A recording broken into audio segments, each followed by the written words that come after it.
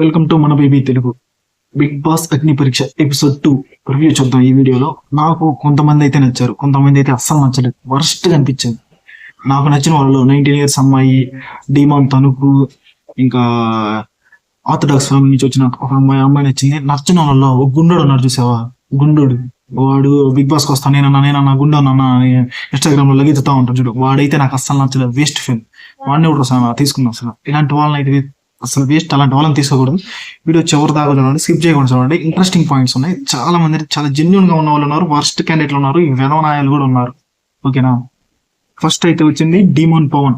ఇతను ఒక sports employee, model, acting. ఇతను ఒక స్పోర్ట్స్ ఎంప్లాయీ, మోడల్, యాక్టింగ్ ఇతని కోరిక. ఇక్కడ బిగ్ బాస్ సీజన్ అగ్ని పరీక్షకు వచ్చి తనేంటో ప్రూవ్ చేసుకుని సీజన్ 9 కి వెళ్ళి అక్కడ తనేంటో ప్రూవ్ చేసుకుని తనకి హీరో అవ్వాలని కోరిక ఉంది. ఒక సాంగ్ వేసాను ఆయన, మీ స్కిల్స్ షో చేసుకుంటారా అని ఒక సాంగ్ వేస్తే 2 కాళ్ళు పైకెత్తి డాన్స్ వేస్తున్నాడు పుష్ప సాంగ్ కి. ఎక్సలెంట్ గా వేసాడు, బాగా వేసాడు, ఫ్లెక్సిబిలిటీగా ఉన్నాడు. తనే చెప్పాడు, నేను చాలా ఫ్లెక్సిబిలిటీగా ఉంటా, సూపర్ గా ఉంటా. శ్రీముఖి ఇలా అడిగింది, నీకేమైనా లవ్ ఫెయిల్యూర్స్ ఉన్నాయా అదే అడిగితే, ఎస్ నాకు లవ్ ఫెయిల్యూర్ ఉంది, బట్ తప్పు నాదే, నేను అప్పటికి సెటిల్ అవ్వలేదు. ప్రతి ఒక్కరు ఈ పాయింట్ బాగా వినండి. ప్రతి ఒక్కరు ఈ ఏజ్ కుర్రోళ్ళు అందరూ బాగా వినాల్సిన పాయింట్. మనం సెటిల్ కాకుండానే మ్యారేజ్, లవ్ ఇవన్నీ చేసుకోవద్దు. మ్యారేజ్ చేసుకున్నాక ఆ కష్టాలు మీరు పడద్దు. సెటిల్ అయినాక ఇంట్లో వాళ్ళని ఒప్పించి పెళ్లి చేసుకోండి. ఇతను డీమన్ పవన్ చెప్పిన ఆ ఒక్క మాట అయితే నాకు ఎక్సలెంట్ అనిపించింది. నేను ఇంకా సెటిల్ కాలేదు, తను పెళ్లి చేసుకుని నేను ఏం చేయలేదు, నేను సెటిల్ అవ్వాలి అని తను తీసుకున్న డిసిషన్ చూసారా? నేను సెటిల్ అయిన తర్వాత ఏదైనా అంత అట్లాగే ఉన్నాడు. మ్యారేజ్ చేసుకుని ఇబ్బందులు పడే కాడికి ముందు నువ్వు ఫస్ట్ సెటిల్ అవ్వు. సెటిల్ అయితే ఎంతమందో వస్తారు. ఓకేనా? లవ్ చేయి, ఓకే, తప్పు లేదు ఆ వయసులో. కాకపోతే నువ్వు సెటిల్ కావాలని పెళ్లి చేసుకో. లవ్ చేసి జాబ్ చేస్తా, ఇంట్లో వాళ్ళని ఒప్పిస్తా, పెళ్లి చేసుకో, అది సూపర్, అది ఎక్సలెంట్. లవ్ చేసేసి నువ్వేమో సెటిల్ కాకుండా అమ్మాయిని తీసుకుని వెళ్ళిపోయి పెళ్లి చేసుకుంటారు, చాలా జరుగుతున్నాయి అట్లా. వాళ్ళు ఎన్ని కష్టాలు పడతారా, అవన్నీ అవసరం. ముందు నువ్వు సెటిల్ లైఫ్ లో సెటిల్ అయిన తర్వాత నువ్వేం చెప్పినా, నువ్వు ఎలా చెప్పినా, ఏం చెప్పినా గానీ ఈ సమాజం ఏంటుంది? పారిపోయి సెటిల్ కాకుండా నువ్వు కష్టపడతా, అమ్మాయి కష్టపడతా, ఇంత చేయాల్సిన అవసరం. ఫస్ట్ నువ్వు సెటిల్. ఈ డీమన్ పవన్ అనే అబ్బాయి తీసుకుని నాకైతే ఎక్సలెంట్ వచ్చింది. తను ఎప్పుడైతే సెటిల్ అవ్వాలనుకుంటున్నా బిగ్ బాస్ సీజన్ అగ్ని పరీక్ష దాకా వచ్చింది. ఓకేనా? తను ఇంకా చాలా సాధిస్తాడు నాకు అనిపిస్తుంది. నీట్ గా ఉన్నాడు, ఫ్లెక్సిబుల్ గా ఉన్నాడు. ఓకే, ఇతనికి బిందు మాధవి గ్రీన్ ఇచ్చింది, నవదీప్ గ్రీన్ ఇచ్చాడు, అభి కూడా గ్రీన్ ఇచ్చాడు. నెంబర్ 2 దమ్ము శ్రీజర్. అయ్యా నాకైతే నచ్చలేదు స్వామి. ఏంది ఆ వాయిస్, ఏంది? అతి చేయకూడదు. ఓకే, నువ్వు జనాలకు కనపడాలని అంత చేసినా ఓకే, అతి మాత్రం చేయకూడదు. నాటు చాలా పడిపోద్ది, నాలాంటి కంటెస్టెంట్ ఇంకా రాడు అంటది, ఎక్కువ ఎంటర్టైన్ చేస్తాను, నవదీప్ కంటే ఎక్కువ నేను ఎంటర్టైన్ చేస్తాను, నన్ను ఖచ్చితంగా తీసుకోవాలి మీరు, బిగ్ బాస్ సీజన్ 9 లో నన్ను చూడాలి అని అంటుంది. బిందు మాధవ్ ఒకటే క్వశ్చన్, నీ వాయిస్ చిరాగ్గా ఉందని ఇంతవరకు ఎవరు చెప్పలేదు అని అంటుంది. అప్పుడు అక్కడ నా వాయిస్ చిరాగు ఉండిద్దని చాలా మంది చెప్పారు. డబ్బరేకుల వాయిస్ అని కూడా చాలా మంది అన్నారు.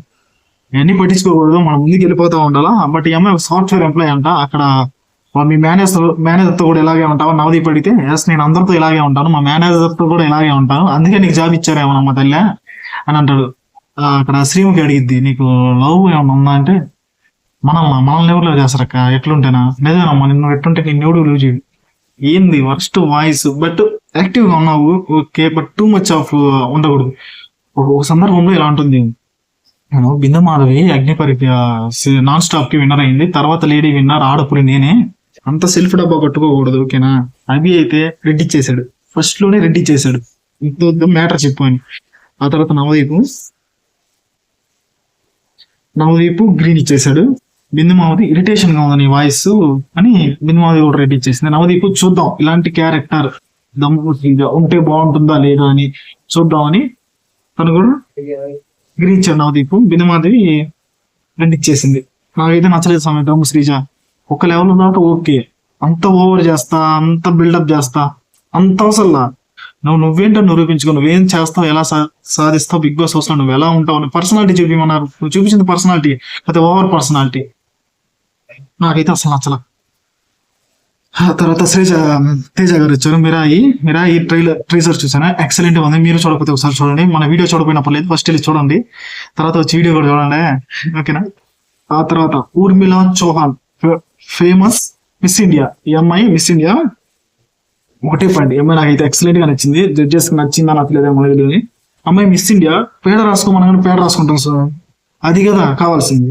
పేడ రాసుకోమంటే పేడ రాసుకుంటుంది, ఏదైనా యాక్ట్ చేయమంటే చేస్తుంది. బిగ్ బాస్ లో మోస్ట్ ఇంపార్టెంట్ ఏంటి అని బిందు మాధవ్ అయితే బ్యూటీ విత్ బ్రెయిన్ అనింది. That is the most important. అది నిజం. పేషెంట్ గా ఉండాలి. నీకు ఎలాంటి హస్బెండ్ కావాలంటే నన్ను ఫొటోస్ తీయాలి, నాతో బాగుండాలి అలా చెప్తుంది. ర్యాంప్ వాక్ అయితే కుండ పెట్టుకుని ఎక్సలెంట్ గా నడిచింది. ఆ ర్యాంప్ వాక్ కి నేను 5గా తీసేసాను. అది ఎక్సలెంట్ గా నడిచింది. బిగ్ బాస్ కి నువ్వు ఎందుకు రావాలని బిందు మాధవ్ అడిగితే పేదరికంలో ఉన్నావు, మా నాన్న మేమందరం పేదవాళ్ళమే, బట్ నాకు వచ్చిన ఆపర్చునిటీ నేను నిరూపించుకోవాలి ఎలాగైనా అది అని చెప్పింది. తన ఫ్యామిలీ బ్యాక్గ్రౌండ్ అంతా చెప్పింది. పర్లేదు తను చేసిన దానికి నాకైతే నచ్చింది. బట్ నవదీప్ గ్రీన్ ఇచ్చాడు. చూద్దాం నువ్వు అసలు ఎలా, నీ ట్రాక్ రికార్డ్ బాగుంది, తర్వాత నువ్వు ఎలా బిహేవ్ చేస్తావు, ఎలా ఉంటావు అంతా చూద్దామని. బట్ బిందు రెడ్ ఇచ్చేసింది.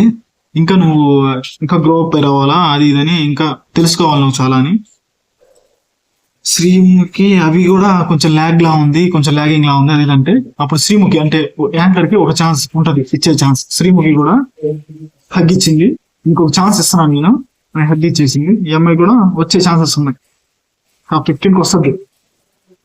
తర్వాత శాస్త్రి హైదరాబాద్, ఇక్కడ ఒక డ్రాగన్ విను. అతను కొంచెం మనిషి అయితే డిఫరెంట్ గా ఉన్నాడు, తన హెయిర్ స్టైల్ అంతా డిఫరెంట్ గా. ఆ తర్వాత మీరు ఎందుకు బిగ్ బాస్ కి రావాలి అని అడిగారు. అంటే ఆ డ్రెస్ తీసేసారండి, మీ న్యాచురల్ మేము చూడాలంటే అవి మీరు ఎంత బాగున్నారు కదా, మీరు ఎందుకు బిగ్ బాస్ కి రావాలనుకుంటున్నారు, ఎందుకు ఆ డ్రాగన్ అనే దాన్ని అట్లా చేస్తున్నారంటే ఇది ఒక వర్షన్ ఆఫ్ జెండర్. ఇది అది ఆయన నమ్ముకున్న సిద్ధాంతం. ఇది ఒక వర్షన్ ఆఫ్ జెండర్. మనిషిని నేను ఎలా ఎలా ఉండాలి, మనుషులు ఎలా ఉండాలి, ఏంటి డ్రాగన్ అనే పర్సన్ ఎలా బిహేవ్ చేస్తారు, మన సొసైటీలో ఎలా ఉంటారు అనే దాన్ని ఒకటి చేద్దాం నేను వస్తున్నాను అని అంటే అది రెడ్ కలర్ ఇచ్చేసేది. నిన్న మాది రెడ్ ఇచ్చింది, నవదీప్ రెడ్ ఇచ్చాడు. వాళ్ళు ముగ్గురు రెడ్ ఇవ్వడానికి కారణం మీకు వేరే దగ్గర ఛార్జెస్ వస్తాయి, ఇది కరెక్ట్ అయిన ప్లాట్ఫామ్ కాదు అని చెప్తే అతను రెడ్ ఇచ్చేసారు. తర్వాత నర్సయ్య తాత బయట వర్షం పడుతున్నట్టుంది. ఓకే పర్లేదు, వర్షం పడ చెప్పాలా.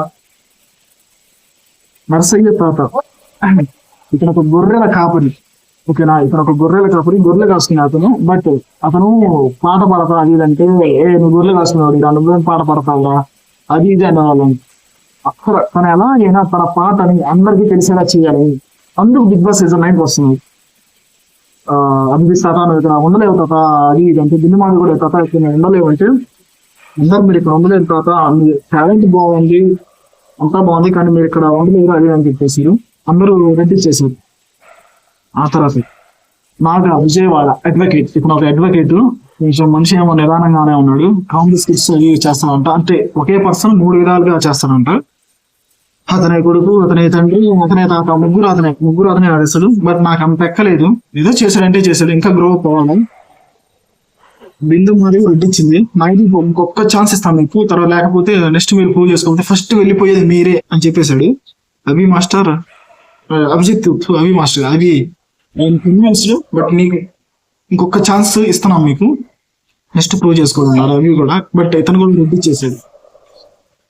ఆ తర్వాత ఘట్టానికి వస్తే ఆ తర్వాత ఘట్టంలో శ్రేయ నెల్లు, ఈ అమ్మాయి తనకు ఎక్సలెంట్ గా నచ్చింది. 19 years ఓల్డ్, చిన్న పాప, బీబీఏ చేస్తుందంట. తన వాయిస్ అయితే బాగుంది. మీరు శ్రీమ్ అడుగుతుంది మీకు యాంకర్ అవ్వాలంటే ఏం ఉండాలి అది ఇది అయితే వాయిస్ బాగుండాలి, బోల్డ్ గా ఉండాలి, కామెడీ చేయాలి, ఫియర్నెస్ లేకుండా ఉండాలి. ఈ అమ్మాయి అయితే ఫియర్ లేకుండానే వస్తుంది. 19 years ఓల్డ్, ఎక్సలెంట్ గా బిహేవ్ చేస్తుంది. మిడిల్ క్లాస్ నుంచి వచ్చిన ఫ్యామిలీ అంట. బిందు మాధవి ఇలా మీకు ఏమే లాంగ్వేజ్ వస్తుంది అంటే నాకు మలయాళం వస్తుంది అని, మలయాళం ఎక్సలెంట్ ఎన్నర్థం వనక్కం ఈనక్కం ఏదో అనింది, బాగా చెప్పింది, బాగుంది.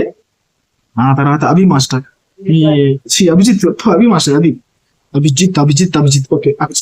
మీ ఏజ్ ఎంత అని అడిగితే 19 years ఓల్డ్ అని చెప్పింది. సూపర్ టాస్క్ అయితే ఈ అమ్మాయికి ఒక టాస్క్ ఇచ్చారు. మీ గులాబ్ జామ్ శ్రీముఖి ఎత్తకపోయింది, అప్పుడు నువ్వు ఏం చేస్తావు అంటే శ్రీముఖి అది నా గులాబ్ జామ్, నా ఇమ్యూనిటీ నాకు వస్తుంది, నువ్వు ఎందుకు తిన్నావు గట్టిగా మాట్లాడింది, ఎక్సలెంట్ గా మాట్లాడింది, కరెక్ట్ పాయింట్స్ కూడా మాట్లాడుతుంది. బట్ 19 years ఓల్డ్, అక్కడ వాళ్ళని ఉండి తట్టుకుంటుందా తట్టుకోలేదా వాళ్ళని చూడాలా. ఎక్సలెంట్ గా మాట్లాడింది ఈ అమ్మాయి కూడా.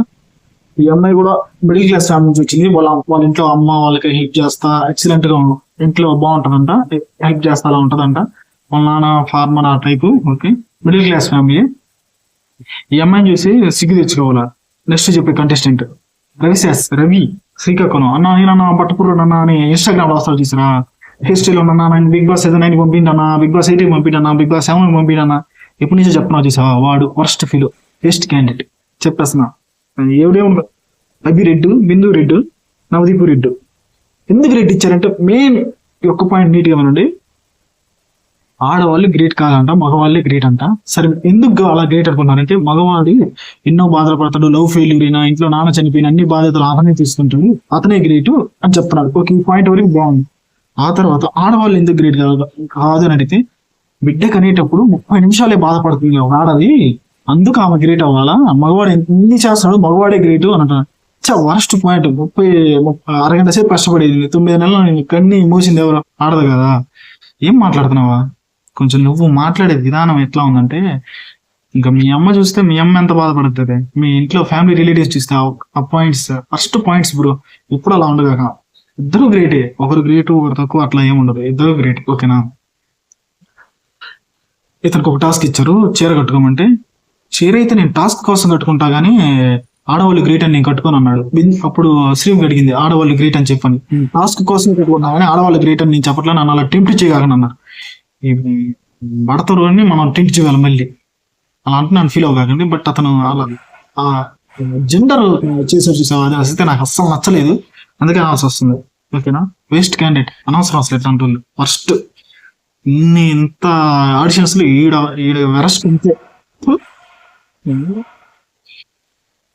తర్వాత సాయి తేజ రాజమౌళి, ఇతను ఒక మూవీస్ లో సాంగ్స్ పాడుతూ ఉంటుందంట. ఇతను సాంగ్స్ ప్లే కార్డ్స్ లో వచ్చినాయి కానీ మెయిన్ కార్డ్స్ లో రాలేదంట. బట్ సాంగ్స్ బాగానే పాడాడు, అంతా బాగానే ఉంది, కొంచెం సాఫ్ట్ గా ఉన్నాడు. నవదీప్ చెప్పాడు, ప్రూవ్ ఇది మీ ప్లాట్ఫామ్ కాదు, మీరు ఆల్రెడీ ప్రూవ్ అయిన వాళ్ళు, ఇది ఎలాంటి ప్రూవ్ లేకుండా ఉన్న వాళ్ళకి సంబంధించి కేవలం ఎవరు ఇంకా సామాన్యులకి ఛాన్స్ రావాలి అని కేవలం వాళ్ళ కోసం చూస్తుంది. మీకు వేరే ప్లాట్ఫామ్స్ ఉంటాయి, అక్కడ మీరు ప్రూవ్ చేసుకోవచ్చు అడిగితే నవదీప్ రెడీ చేశాడు. బిందు మాధవి మీరు ఇంకా ప్రిపేర్ అవ్వాలి ఎక్కడికన్నా మనం వచ్చినప్పుడు, ఓకే ఆమె కూడా రెడీ చేసింది, మీకు వేరే ప్లాట్ఫామ్స్. అవి మాత్రం గ్రీన్ ఇచ్చాడు. చూద్దాం మీరు నెక్స్ట్ ఎలా ఉంటారు. ఇదైతే సరిపోదు, చూద్దాం. మీరు టాప్ 15 కాదు నెక్స్ట్ దానికి వెళ్తున్నారు అని చెప్పింది. మనీష్ హైదరాబాద్. నాకైతే ఈ ఒక్క పాయింట్ మీరు జాగ్రత్తగా ఉండండి. మీకు అభిజిత్ చూస్తున్నట్టు అనిపించలేదా? మనీష్ని చూస్తే నాకైతే అలాగే అనిపించింది. ఇక్కడ ఒక స్మార్ట్ ప్లేయర్, ఎక్సలెంట్ గా ఆడుతున్నాడు, నాకైతే అలాగే అనిపించింది. మీకు అనిపించలేదా? అనిపించింది కదా. అతను కెరియర్ కోసం 3-4 years అతను సాక్రిఫైస్ చేశాడంట. శ్రీముఖి అడుగుతుంది, మీరు ఇది సాధించాలంటే మీకు ఎంత టైం పట్టిందంటే 3-4 years మీరు ఫ్యామిలీకి దూరంగా ఉండాలి, అందరికీ దూరంగా ఉండాలా, మీరు మీరు వదిలేసుకోవాలి 3-4 సంవత్సరాలు అని చెప్పింది. ఆ తర్వాత మీకు ఏమన్నా లవ్ ప్రపోజల్స్ లవ్ ఏమైనా చేశారంటే 6 years ఆఫ్ లవ్ అంట. అమ్మాయి పెళ్ళి అయిపోయిందంట, పిల్లలంట. ఎందుకు మీరు అట్లా విడిపోయారంటే, తేట నాదే, నేనే వదిలేసానంటే చాలా కదా, నేనే మా మిస్అండర్స్టాండింగ్స్ చూసి విడిపోయాము. బట్ అమ్మాయి డిసిషన్ తీసేస్తుంది, ఓకే వెళ్ళిపోయినా, తనకి ఇప్పుడు పిల్లలు. ఆయన ఒక స్కిట్ చేశారు, ఆ స్కిట్ బాగా చేశారు. అతను రియల్ స్టోరీ స్కిట్ గా చేశారు, బాగుంది. నవదీప్ గ్రీన్ ఇచ్చాడు, బిందు గ్రీన్ ఇచ్చింది, అభి గ్రీన్ ఇచ్చాడు. అభి గ్రీన్ ఇవ్వడానికి ముందు అభి ఒక టాస్క్ పెట్టాడు. ఒక స్లైడ్ లో ఒక బొమ్మ, అబ్బాయి బొమ్మ గీసి, అభి ఏమో రెడ్ తీసుకున్నాడు, అతనేమో బ్లాక్ తీసుకున్నాడు. ఆ హెడ్ మీద రెడ్ మార్క్ పడకూడదు అని అతనికి చెప్తే, అతను ఫస్ట్ ఆ స్లైడ్ మీద అట్లా గీసి ఆ హెడ్ అనేది తీసేసాడు. హెడ్ లేనప్పుడు హెడ్ మార్క్ ఎలా పడుతుంది? నాకు వచ్చి అభిజితే కనపడాడు. ఎక్సలెంట్ గా ఆ థాట్ ప్రాసెస్, అంటే ఆ క్షణంలో అతను ఆలోచన థాట్ ప్రాసెస్ చూసారా, ఎక్సలెంట్ గా ఉంది. ఈ పాయింట్ మీకు నిజం అనిపిస్తే ఖచ్చితంగా మన వీడియో లైక్ చేయండి. ఓకే అభిజిత్ లాగా ఉన్నాడు అని అనుకుంటే లైక్ చేయండి, ఓకేనా? నెక్స్ట్ కల్కి ముందు మర్చిపోయా పాయింట్, మర్చిపోయా, మైండ్ లేదు. కల్కికి ముందు చాలా మంది ఉన్నారు, చాలా మంది ఆడిషన్ వాళ్ళు ఊరక 3-4 seconds లో వాళ్ళని తీసేసి అట్లా వేసేసారు ఆడిషన్. తర్వాత కల్కి Nalgonda. Miss India runner up అంటే ఏమో మిస్ ఇండియా రన్నర్ అప్. ఆ తర్వాత ఏమో నాకు ఎక్సలెంట్ గా నచ్చింది, మిస్ ఇండియా రన్నర్ అప్ అంట. కల్కి మిస్ అదే రన్నర్ అప్. బిందుతో ఆర్మ్ రెస్లింగ్ చేసింది, అంటే హ్యాండ్ పట్టుకుని అటు ఇటు ఊరకట్ట ఓడిచ్చేసింది బిందుని, ఎక్సలెంట్ గా ఉంది. శ్రీముఖిని లెఫ్ట్ హ్యాండ్ తో ఓడిచ్చేసింది. ఏమో ఫ్యామిలీ స్టోరీ కూడా ఎక్సలెంట్ గా ఉంది.